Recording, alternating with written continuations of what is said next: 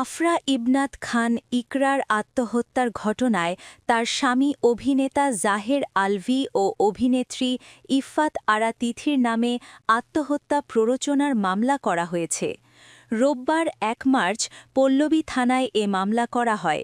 বিষয়টি নিশ্চিত করেছেন পল্লবী থানার ওসি এ.কে.এম. আলমগীর জাহান।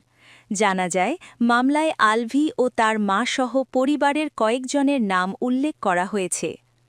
ওসি বলেন, অভিযোগ পাওয়ার পর তা গ্রহণ করে নিয়মিত মামলা হিসেবে নথিভুক্ত করা হয়েছে। ঘটনার বিভিন্ন দিক খতিয়ে দেখা হচ্ছে। ইতোমধ্যে প্রাথমিক তদন্ত শুরু হয়েছে এবং সংশ্লিষ্টদের জিজ্ঞাসাবাদের প্রস্তুতি নেওয়া হচ্ছে। তিনি জানান, আত্মহত্যার প্ররোচনার অভিযোগে মামলা হয়েছে, আসামিরা পলাতক।